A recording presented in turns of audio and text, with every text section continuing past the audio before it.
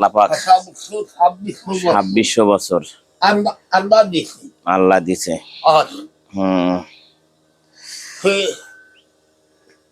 কি জন্য ধন্যবাদ কথা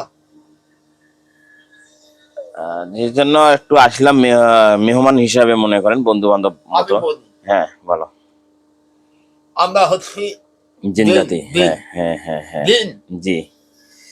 আর আমরা ওই আমি সত্য কথা বলি, কখনো মিথ্যা কথা বলি। আলহামদুলিল্লাহ। মিথ্যা কথা বলা মহাপাপ। জি। আমার বয়স হচ্ছে 2600 বছর। জি। সে আল্লাহ দিয়ে অনেক একটা লম্বা হায়াত দিচ্ছে। এর থেকে আরো পাওয়ার কিছু আছে না? যে বিষয়টা আমি কিছু ক্ষতি করছি, কিছু ক্ষতি করছি এই কারণে ওই যে বাস্তবতা থাকতেছে, যে বাড়ি থাকতেছে, এই বাড়িটার উপর দিয়ে আমি অনেকদিন যাবৎ থেকে যাতায়াত করি। আর তারা যে বাস্তবতা এগিয়ে করছে, এই এগিয়েটা কিন্তু আমার যাতায়াতের যে আশ্বাসটা, এটা বন্ধ করে দিতে হবে। এখন এটা বন্ধ করছে। হ্যাঁ কথা বুঝতে। হ্যাঁ এখন মনে করেন যেটা কথা, এখন যেহেতু ওরাও রাস্তা তোমার, আর ওরাও বাকে হচ্ছে বামনদারি দিয়ে ফেলছে, পথটা বন্ধ হয়ে গেছে। এখন হচ্ছে ওরাও তো তোমাকে দেখতে পারে না, জিনকে মানুষ দেখতে পারে না। আমি ওই দিক দিয়ে যখন যাতায়াত করি আমি, তখন যখন টের পাইলেও মনে করো কখন যাওয়া এসে করো না করো। আর এমন একটা আছে, যখন মানুষ একটা এই জায়গাটা নিজের জায়গাটা ফেলে অন্য জায়গায় যায়, তখন তার অর্থরও দরকার হয়। সেই সময়ের মধ্যে তার অর্থ যদি না থাকে, সে যাইতে পারে না। হ্যাঁ, এখন মনে কর তখন তোমাদের উচিত ছিল রাস্তাটা চেঞ্জ করে অন্য রাস্তা একটু গ্রহণ করা। এটা আমার মতে মনে হয় একটু ভালো হতো। ওই জন্য যে বাচ্চার তাদের আর একটা কি, ছোট বাচ্চাগুলো যদি মারা যায় নিষ্পাপ, আল্লাহ তাদের বিচারও নিবে না কিয়ামতের দিন। নিবে? তাহলে তারা নিষ্পাপ হিসেবে তাদেরকে ধরার কি দরকারটা ছিল? না, আমি তো ধরো না, এই যে একটু হাওয়া দিচ্ছ বা বাচ্চাটা শ্বাস,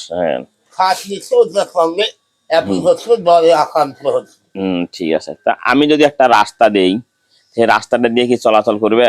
অবশ্যই।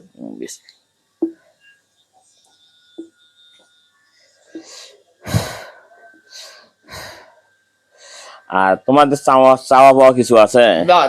নাই। আমরা মানব দেহে কোনো ক্ষতি করি। একটু 1 মিনিটের জন্য একটু ওকে আসতে দাও আমার মক্কেলকে।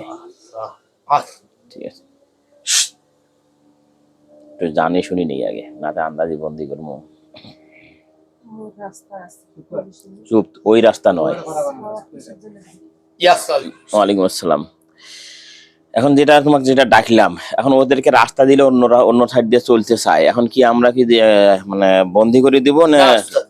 বন্দি করা যাবে না। হ্যাঁ হ্যাঁ, এই কারণে তারা কিন্তু ওই বাস্তুর উপর দিয়ে অনেক দিন যাবত থেকে যাতায়াত করে। হ্যাঁ, যাতায়াতের ক্ষেত্রে তার যে কিছু প্রভাব পড়েছে বাস্তুটায়, এই বাস্তুটা আপনাকে বদ্ধ করে দিতে হবে।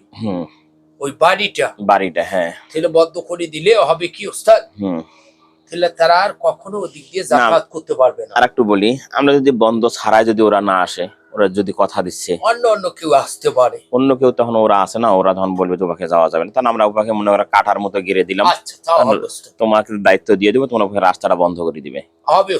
ঠিক আছে, তাহলে ওকে উঠে দাও, কথা বলি। যেহেতু আসে ভালো ব্যবহার করতেছে। না, ও তো ব্যবহার ভালো, অনেক বয়সটা। জি জি জি। তারা কিন্তু যে 7 জন যাতায়াত করতেছে, এটা ব্যবহার ওকে ধরে নাই, কথা বুঝছিস? দাঁড়ান, ওকে ধরে নাই, এখন না ধরে নাই, ওরা যে একটা অভিশপ্ত একটা দম ফেলছে, এখন ওর রাশি দুর্বল পাচ্ছে, দমটা দেয় ওর গায়ে পড়ছে। কথাটা বুঝছেন? দাঁড়াও, ওইটাই আরে বাবা, ওইটাই কথা বোঝা গে।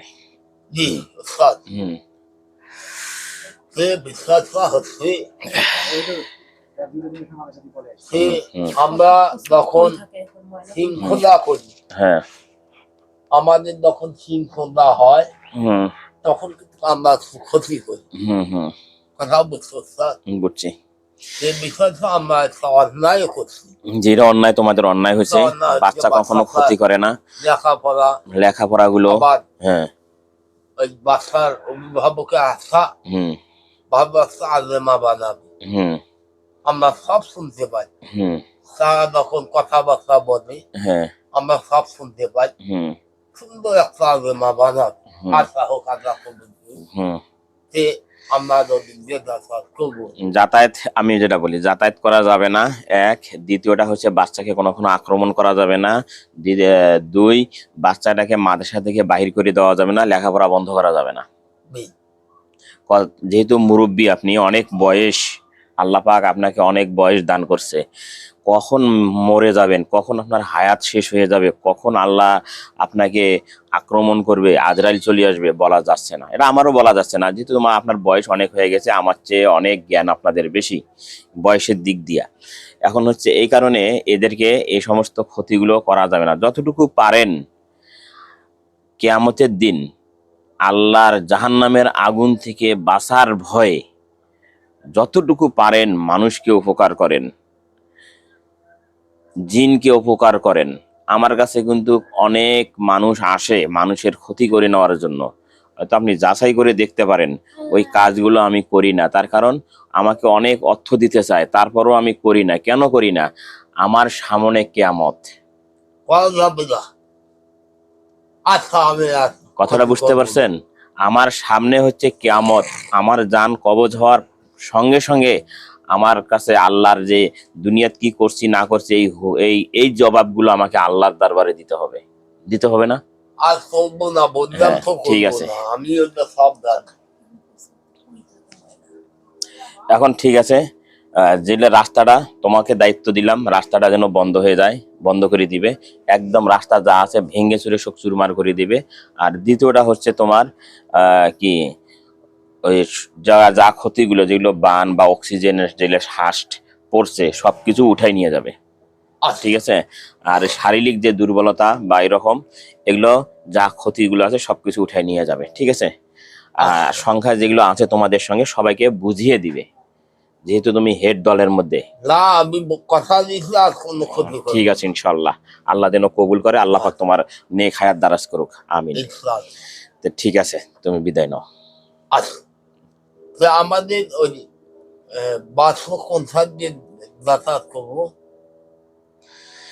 বাস্তের কোন সাইড দিয়ে তোদের ফাঁকা জায়গা পড়ি আছে বাড়ির? ডাইন পাখে না বাম পাখে? দিক উল্লেখ কও। থাকার ওটা বাদ। এখন কোন সাইড দিয়ে? তাহলে এক কাজ করেন, আপনি মসজিদের সাইড না, দিয়ে। আমি মসজিদে থাকি। মসজিদে থাকেন? ওইখানে অবস্থান করি। ওখানে থাকি। তো ওখান থেকে আপনার যেতে মসজিদের ও রাস্তায় যাবে না, মসজিদের ওখান থেকে আপনার যে দিক ফাঁকা মনে হবে ওই দিক দিয়ে আপনি যাতায়াত করেন, সমস্যা নেই। বাড়ি বাদ দিয়ে, আর কারো যেন আক্রমণ ক্ষতি না হয়। তো ঠিক আছে, তোমাকে কথা দিয়ে গেলাম, যদি নেক্সট টাইমে কোনো ক্ষতি হয়, হ্যাঁ আমার বিয়ে কাছে যাবে, মাথা ক্ষতি। ঠিক আছে, ইনশাল্লাহ। আমি আর করবো না। ঠিক আছে, ইনশাল্লাহ। ঠিক আছে, তো বিদায় নাও। আচ্ছা, ঠিক আছে। আসসালাম। ওয়ালাইকুম আসসালাম। তাসলিমা নামে যে রুগীটা, এটা একটু মাগরিবের পর্যায়ে দেখে কিছু থাকলে কেটে কুটে দিয়ে আসবে। আর এই যে হাজরা নামে যে রুগীটা আমরা দেখছিলাম, হাজরা, ওটা হচ্ছে পীরগাছা, ওই রুগীটা একটু চেক দিবে। আচ্ছা।